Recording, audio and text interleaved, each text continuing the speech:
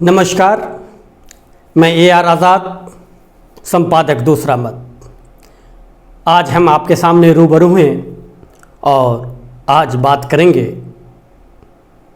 उस 3 नए कृषि कानून को लेकर जिसने 700 से भी ज़्यादा किसानों की ज़िंदगी ली। लाखों किसानों को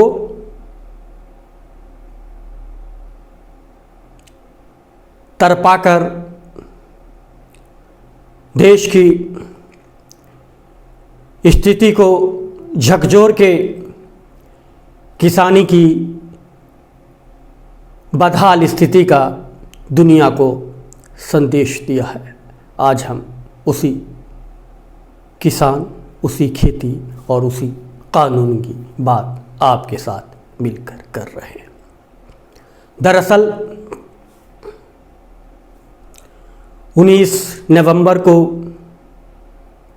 एक ऐसा सूरज उगा जिसने 3 कृषि कानून के अंधेरे को निगल लिया और बता दिया कि जब जब सूरज उगता है तो अंधकार मिटता है, लेकिन इस सूरज के उगने में इतने वक्त लग गए कि अंधेरे ने अपना साम्राज्य कायम कर लिया था। डर का एक माहौल बना दिया था। जाड़े की सर्दी हड्डी को कपकपा रही थी। धूल भरी आंधी बॉर्डर पर जमे हुए किसानों की हिम्मत को तोड़ने की कोशिश कर रही थी। तूफान ललकार रहा था और पुलिस अपने हिसाब से उन्हें तंग करने की कोशिश कर रही थी, वहाँ से खदेड़ने की कोशिश कर रही थी और वो 50 डिग्री की गर्मी में भी अपने साहस के कूलर से और जज्बे के AC से दिल को ठंडा कर रहे थे। खेत को अपनी मेहनत की बारिश से और अपने पसीने के पानी से सींचने वाले, फसल को लहलहाने वाले किसान इतने मजबूत हो गए थे कि उन्हें सरकार के हथौड़े का डर और पुलिस के डंडे का भय नहीं रह गया था। वो आज़ादी के सिपाही बन गए थे। और 19 नवंबर का सूरज ने देश को एक पैगाम दिया कि आज़ादी की लड़ाई लड़ने वालों की कभी हार नहीं होती है। अपने जज्बे के साथ खड़े रहने वालों लोगों की कभी हार नहीं होती है। जो हौसलों को पंख बना लेते हैं उनकी कभी हार नहीं होती है। समय लगता है और समय लगा, यानी लगभग 358 दिन। इस सूरज को उगने में 358 दिन लगे और 7 दिन और हो जाते तो 1 साल पूरा हो जाता, यानी 26 नवंबर 2021 को किसान आंदोलन के 1 वर्ष पूरे हो जाते। लेकिन आप धन्य मानिए कि राजनीतिज्ञों के लिए चुनाव एक ऐसा मामला है जिसमें तथाकथित लौह पुरुष भी पिघल जाते हैं। जब चुनाव हारने का भय हो तो इरादे भी बदल लिए जाते हैं और देश के प्रधानमंत्री नरेंद्र मोदी के भी इरादे 2022 के आने वाले 5 राज्यों के विधानसभा चुनाव ने बदल दिए।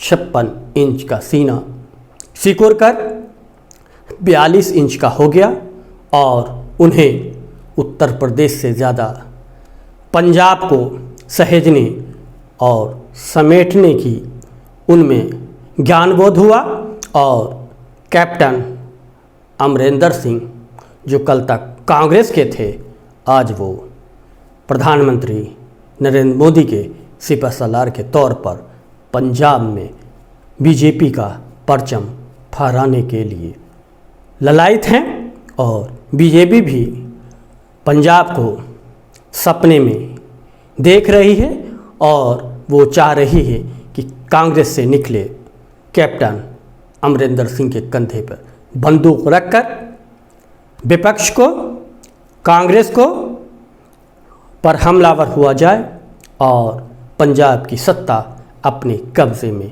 कर ली जाए और ये सत्ता का खेलने प्रधानमंत्री को प्रकाश पर्व की याद दिला दी, यानी गुरु नानक की जयंती पंजाब के लिए, खास करके सिख समुदाय के लिए क्या है ये सबको पता है। उन्होंने वो समय चुना और समय जो है संजोग से 19 नवंबर शुक्रवार का दिन और गुरु नानक की जयंती और सिखों का प्रकाश पर्व, और ये पर्व से उन्होंने एक मैसेज दिया और एक ऐसा मैसेज दिया जिसकी कभी किसी ने कल्पना नहीं की थी। कहा यही जा रहा था, डंकी की चोट पे कहा जा रहा था कि प्रधानमंत्री जो है के लिए हुए फैसले अटल होते हैं, वो बदले नहीं जाते हैं और प्रधानमंत्री जो है कृषि कानून को बदल नहीं सकते। दरअसल इस बात को लोग इसलिए भी मानने पर मजबूर थे कि प्रधानमंत्री गंभीर मसलों पर, देश की गंभीर समस्याओं पर मौनी बाबा हो जाया करते थे। वो कुछ बोलते ही नहीं थे, वो मन की बात करके दूसरे के मन को दुखी कर देते थे।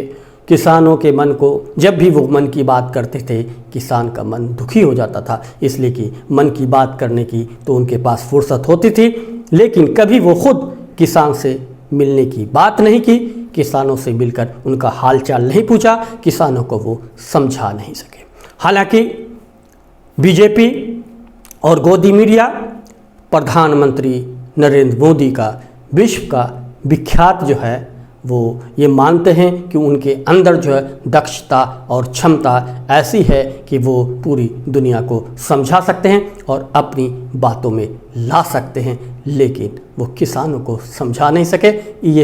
ये साबित हो गया कि प्रधानमंत्री में ऐसी कोई दक्षता नहीं है।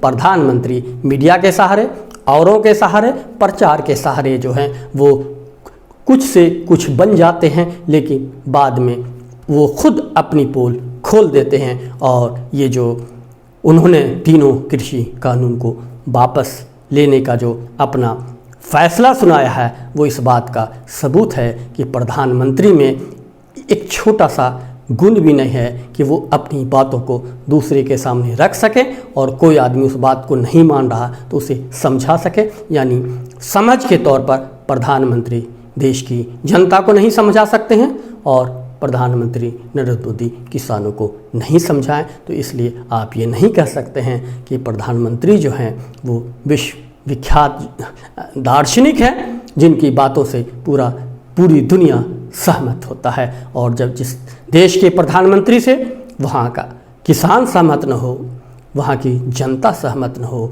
और वो दक्षता अगर किसी प्रधानमंत्री में न हो कि उन्होंने जो कानून लाया है उस कानून पर चर्चा करके, खुल के बातचीत करके उनके समक्ष जाकर अपनी बात उन्हें बताएं और अपने संबोधन से और उन्हें इस तरह से प्रकटीकरण करें ताकि उनके विश्वास हो जाए कि प्रधानमंत्री जो है जो कह रहे हैं सही कह रहे हैं और किसानों के हित में है। दरअसल प्रधानमंत्री को भी ये मालूम था कि ये बिल जो है किसानों के हित में नहीं है, इसलिए कि प्रधानमंत्री ने ये बिल जो तीनों बिल बनाए थे और अर्थशास्त्री से अपने जो है अपनी टीम से जो है उन्होंने जो ये मसौदा तैयार करवाया था, उसका मकसद सिर्फ यही था कि अपने कुछ चंद उद्योगपतियों को फ़ायदा पहुंचाया जा सके और उद्योगपति न कह के आप उन्हें कहें कि बिजनेसमैन को फ़ायदा पहुंचा सके। और अपने चंद जिन्होंने 2014 में चुनाव के समय में लगभग 20,000 करोड़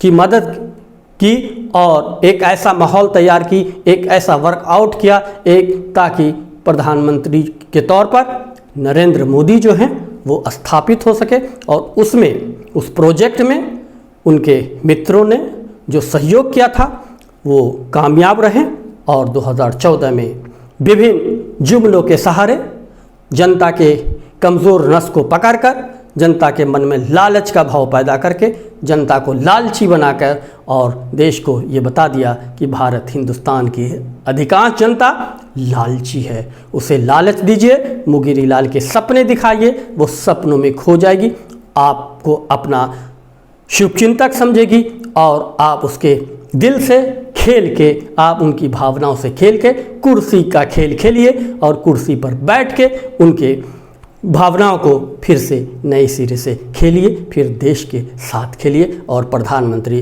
नरेंद्र मोदी ने इन 7 सालों में जनता की भावनाओं से भी खेला, देश की कुर्सी पर बैठकर देश के साथ भी खेला, किसानों के साथ भी खेला, मजदूरों के साथ भी खेला। आपको कोरोना की याद होगी तो मजदूरों की विवशता आपने देखी होगी, मजदूरों की मौत का मंजर देखा होगा, रेल की पटरियों पर कटते हुए मजदूरों को देखा होगा।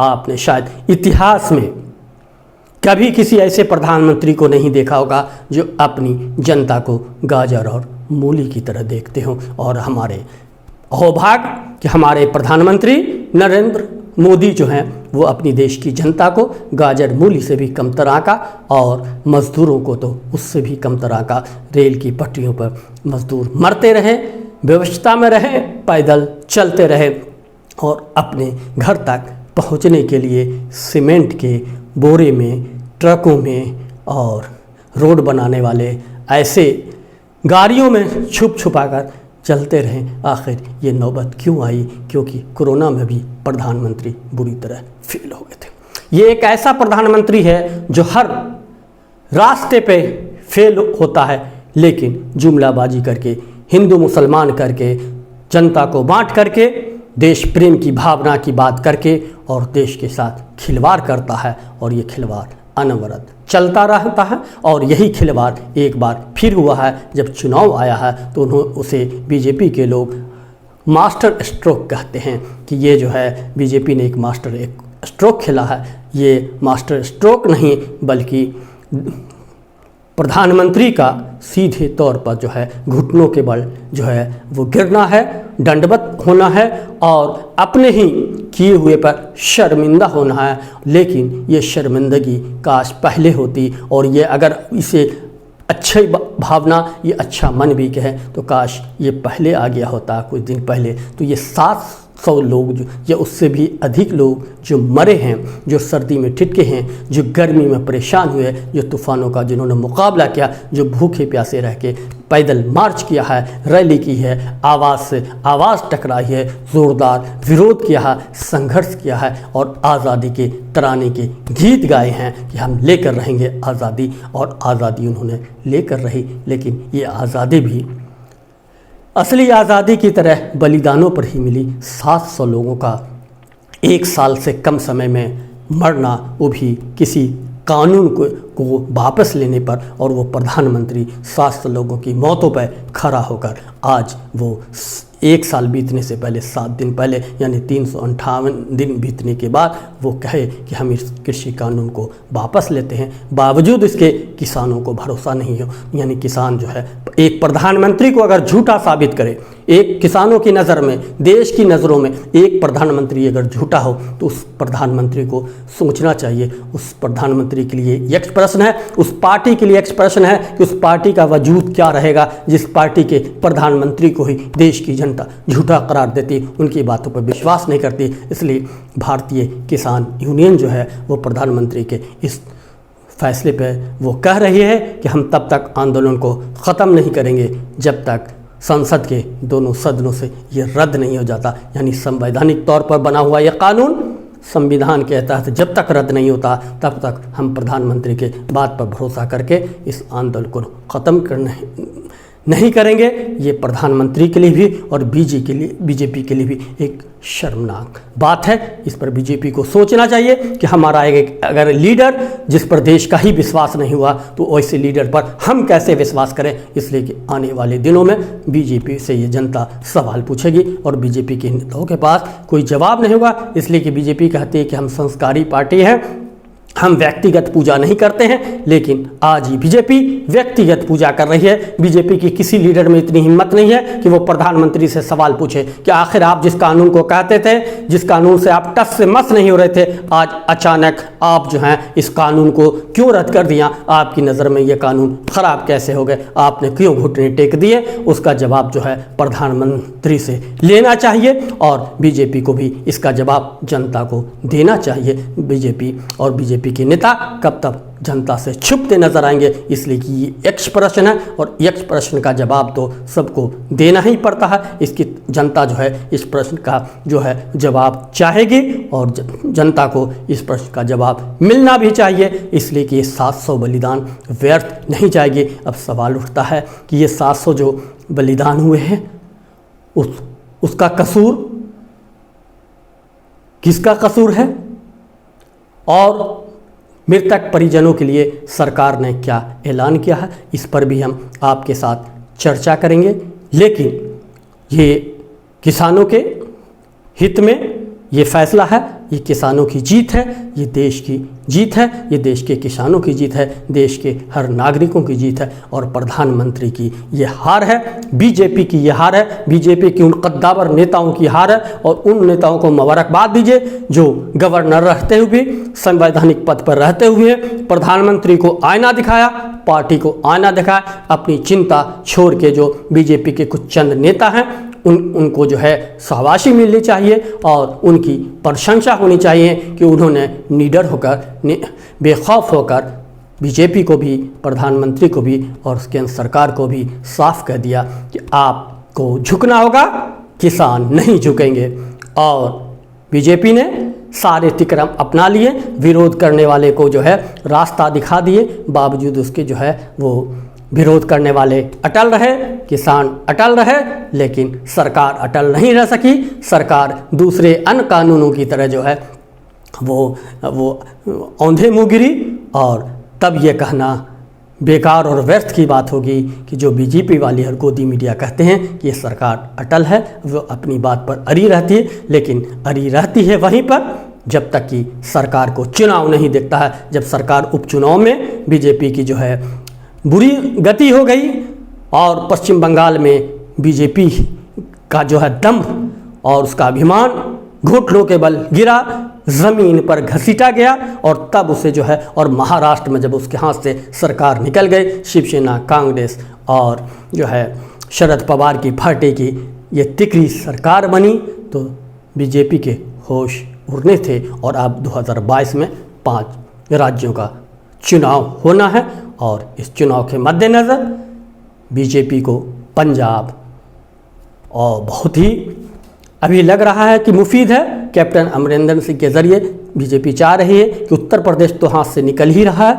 कम से कम पंजाब जो है हाथ में आ जाए। और अगर 5 में से 2 भी सूबा हाथ में आ गया तो हमारी लाज रह जाएगी। इसलिए कि अगर पंजाब भी नहीं आया, 1-2 सूबे भी नहीं आए, उत्तर प्रदेश तो हाथ से निकल ही रहा है, तो फिर जाहिर सी बात है कि 2024 में प्रधानमंत्री बनना और बीजेपी की सरकार बनना भी आसान नहीं रहेगा। ये डर ने किसानों के सामने प्रधानमंत्री को घुटने टेकने पर मजबूर कर दिया है। अभी 3 साल है, अभी प्रधानमंत्री कई बार जो हैं वो घुटने टेकेंगे, अपने सारे फैसलों को वापस लेंगे और हो सकता है कि एनआरसी और सीए जैसे फैसले को भी उन पर वापस लेने का दबाव बनेगा और उनको वापस लेना पड़ेगा, वरना 2024 उनको बता रहा है, जता रहा है कि आप अब नहीं आने वाले हैं। और ये खौफ प्रधानमंत्री के मन के अंदर भी बैठ कर गया है। आप देखेंगे कि 7 साल में उनके 56 इंच के सीना 42 इंच के हो गए हैं और ये हर साल जो है 2 इंच उनके सीना घटते गए हैं। जाहिर सी बात है कि उनके फैसले देश हित में नहीं है, उन्होंने देश के लिए कुछ काम नहीं किया, उन्होंने देश को बर्बाद करके छोड़ दिया। अब देश की जनता भी समझने लगी और हिंदू मुस्लिम कार्ड भी अब शायद चलने वाला नहीं। यही वजह है कि उन्होंने मान लिया है कि उत्तर प्रदेश में जो हिंदू मुस्लिम जो है कार्ड खेलकर जो है वो चाह कि उत्तर प्रदेश में सरकार बच जाएगी, संभव नहीं है। इसलिए कि किसान और देश की जनता अब हिंदू मुस्लिम के झगड़े में फंसकर अपना सब कुछ बर्बाद नहीं कर लेना चाहती है। वो जानती है कि भारत में गंगा जमनी तहजीब ही एक ऐसी तहजीब है जिसके साए में रहकर सुकून, अमन व अमान मिल सकता है, और उस सुकून, अमन व अमान को अब देश की जनता किसी भी हालत में मिटने नहीं देगी। और देश की जनता के लिए हर देश का हर नागरिक है, सबके लहू एक है, सब भाई भाई हैं। और संघ ने तो साफ कह दिया है कि सबका डीएनए एक है। जब सबका डीएनए है एक है तो फिर हिंदू मुस्लिम सिख ईसाई का सवाल भारत के संदर्भ में कहाँ उठता है? ये बीजेपी और संघ को ही सोचना है। इसलिए कि वो मोहन भागवत ने सबका डीएनए एक ही कहकर खुद अपने पैर पे भी कुल्हाड़ी मार ली है और बीजेपी के भी जो है वो टांग को काट दिया है। अब बीजेपी जो है 2022 में लंगड़ाती हुई नजर आएगी, जो 24 तक में जो वो चल नहीं सकने की स्थिति में होगी। जाहिर सी बात है कि सरकार और सत्ता से बेदखल होना देश हित में होगा, और देश की जनता भी इस पर विचार कर रही है। और देश की जनता के विचार और उसकी भावना जो संघ के जरिए बीजेपी तक पहुंच चुकी है, अमित शाह तक पहुंच चुकी है, प्रधानमंत्री नरेंद्र मोदी तक पहुंच चुकी हैं। और यही वजह है कि प्रधानमंत्री नरेंद्र मोदी के होश उड़ गए हैं। ऐसा लग रहा है कि प्रधानमंत्री नरेंद्र मोदी के सामने अंधेरा ही अंधेरा छाया हुआ, और किसानों के लिए, देश के लिए 19 नवंबर को का दिन एक नया सूरज लेकर आया, और सूरज की रोशनी में तीनों कृषि कानून का अंधकार मिट गया। ये किसानों के लिए उनके संघर्ष को हम सलाम ठोकते हैं, हम मुबारकबाद देते हैं किसानों को, किसान यूनियन को और देश को कि किसानों के साथ आपने खड़े होकर एक ऐसी निरंकुश सरकार को झुकने पर मजबूर कर दिया जो कहती थी कि यह सरकार झुकती नहीं है, और उस सरकार ने दंडवत होकर ये बता दिया कि हम गलत थे, तुम सही हो। प्रधानमंत्री नरेंद्र मोदी ने ये मान लिया कि हमारे सारे फैसले गलत है, हम गलत है, हमारी सरकार की जो है ज़्यादातर एक्टिविटी गलत है, किसान सही थे, देश की जनता सही है, देश के लोग सही हैं, और हम गलत हैं, हमारी पार्टी की सोच गलत है, हमारे संघ की सोच गलत है। अब संघ को भी अगर अपनी जो है जिम्मेदारी का एहसास है तो नरेंद्र मोदी के हाँ मिलाना बंद करना होगा, योगी के हाँ मिलाना बंद करना होगा, वरना देश संघ को भी माफ़ नहीं करे। इसलिए कि संघ ने आंख बंद 7 साल तक आंख बंद करके दोनों सरकार को मनमर्जी खुले सांड की तरह छोड़ दिया। इन दोनों ने देश की खेती को बर्बाद कर दिया, देश की फसल को बर्बाद कर दिया। आज देश जो है किस स्थिति में है, न देश से छुपा हुआ है न देश के बाहर छुपा हुआ है। इसलिए अभी भी देश को संभालने की ज़रूरत है, और जब जब देश की हालत बिगड़ती है तो देश के लोग ही अपने देश को संभालते हैं। इस देश के लोग जो है, देश की जनता फिर से अपने नए सिरे से देश को संभालेगी, और फिर से भारत जो है सोने का चिड़िया बनेगा। ये सरकार देश को जितना लूटना था लूट ले, ये सरकार देश को 2 साल में और जितना लूटना होगा वो लूट लेगी, लेकिन ये देश की जनता आने वाले दिनों में अपने देश को बचा लेगी। और ये उम्मीद आप भी कीजिए कि ये देश की जनता देश को बचाएगी, जैसे किसानों ने अपनी किसानी को बचा ली, अपनी खेती को बचा ली, उसी तरह देश की जनता में जज्बा है। और जितनी बार देश को गुलाम करने की कोशिश की जाएगी, जनता उतनी ही तेज़ी के साथ एकजुट होगी, उसका जवाब देगी। जो भी अंग्रेज़ों के साथ शासन करेगा, जो अंग्रेज़ों की तरह शासन करेगा, जो निरंकुश होगा, जो हिटलर बनने की कोशिश करेगा, भारत की जनता एक होकर, हिंदू मुस्लिम सिख ईसाई आपस में है भाई भाई, मिलकर उसी तरह उसी ललक के साथ, उसी आज़ादी के साथ अपनी आज़ादी लेके रहेगी, और उस सरकार को, उस सत्ता को खदेड़ कर रहेगी। और फिर हम अगले वीडियो में आपसे चर्चा करेंगे। ये इस विषय पर कई ऐसे अहम मुद्दे हैं जिस पर हम आपके साथ मिलकर चर्चा करेंगे, और फिर अगली वीडियो में हमारी और आपकी मुलाकात होगी। तब तक के लिए मुझे इजाज़त दीजिए। नमस्कार, आदाब।